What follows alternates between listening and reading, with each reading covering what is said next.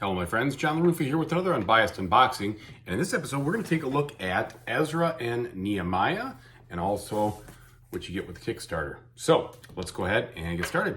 Okay, and as usual folks, please like and subscribe to my YouTube channel if you haven't already, and if you have, thanks so much for that support. All right, so great back of the box. Look at that. You see the whole game. It looks super fun. It's in play. I love it. I love it. And they give you enough room for the story and everything else, so that's really cool.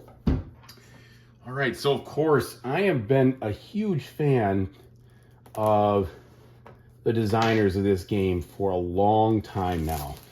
Shem has done some great work. Seems like he has really come into his own, made some exciting games. And I don't know so much about S.J. McDonald, but I've already read the rules to this. Looks very, very fun, very excited. I also like the theme. While I'm not a Jew, I am a Catholic, and so I know the story of Ezra and Nehemiah and the background from the Bible, and so it is cool to see a game about that. That's very, very cool. Anyway, so when I looked at the rule book here, it was the same kind of usual Shem Phillips rule book. Now, in this case, it seemed like I could understand what was going on a little bit easier. I actually have not read through the solo yet, but I read through the actual main part of the game. So we'll see about the solo mode. I got to do that after this. But it seemed like I could understand it a little bit easier. Hopefully that's true. Usually, as much as I love these designs, I struggle mightily with figuring out how to play them, and especially how to play the solo. So we'll see what happens there. Okay, we got this bag here. And then, what do we have? All sorts of boards. So first let's take a look at this, which looks like the player board here. So this one happens to be two-sided, but I don't think there's any difference in the sides. Oh yeah, there is. So here there's like 2 stars, the other one was 1. Maybe that's for the AI.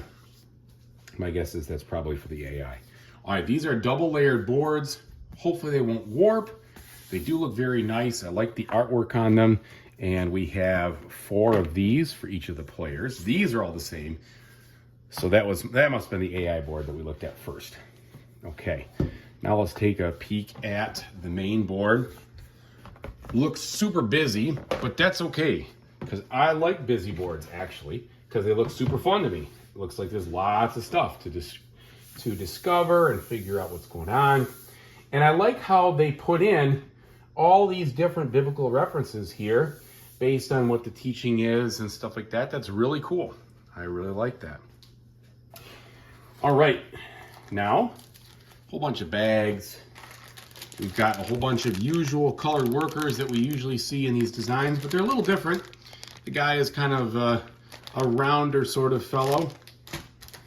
We have some blessing tokens, which look like urns. A whole bunch of usual wooden cubes. Some tent tokens and some other things. These are flame tokens for keeping the fire lit in the temple. And then we have a bunch of, unfortunately, very warped cardboard. But hopefully this won't be too big of a deal once I punch them out. But man, that has got some serious warpage in it. I know, it's just hard. I guess they produce these in, places of the world. You get the humidity and stuff, and it's different than here. Hopefully it'll all relax. Looks like the cards have the same kind of bowing. And that's one of my main beefs about, well, I have 2 main beefs. Now, again, I love these games, okay? But if I have 2 complaints, it's number 1, it's always hard to fit them back in the box, usually. The exception to that being Scholars of the South Tigris and probably Wayfarers of the South Tigris. Went in the box easier, but man, some of the other ones, like Paladins of the West Kingdom, oh my goodness. So this one hopefully will fit back. And then the other one is warped cards. Usually those cards are pretty well warped. Okay, so here we have some cards that have the different stuff for the gates. These cards and the artwork all look really cool. They look really nice. They're easy to read, but they're thematic in nature. I like them. Very happy with what I see there. They look very nice. And again, I saw them in the rule book too. Now let's take a look at these player cards, which is going to be a big part of the turn. These were necessarily shrink wrapped, so to speak, but they were wrapped tightly. So give me a second here. All right.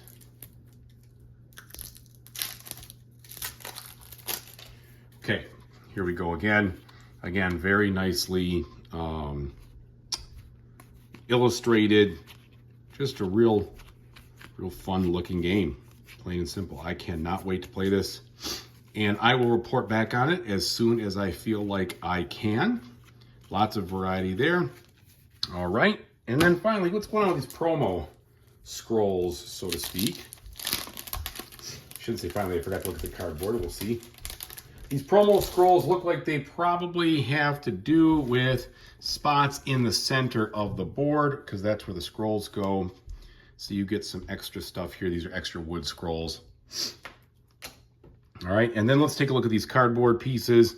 Again, they all look very nice. They are flippable because that's what you're doing. You're flipping them over to get better versions of stuff. All right, so we just have a ton of these. Let's see. So here, I mean, I've never really been to this part of the world, but it certainly looks like what I'd imagine this part of the world to look like. Here's a lot of scrolls and some main action helpers. So 4 of those. And then some more information, which is good. And some of these, let's see, that looks like something they put on for a different player count, perhaps, like the 3-player, I guess. And then finally, a bunch of 5 spots for the goods. So thanks again for watching. I really appreciate it. And as usual, as I always say, whatever you decide to do in the future, I really hope you have a fantastic time doing it. Take it easy, everybody. Thanks.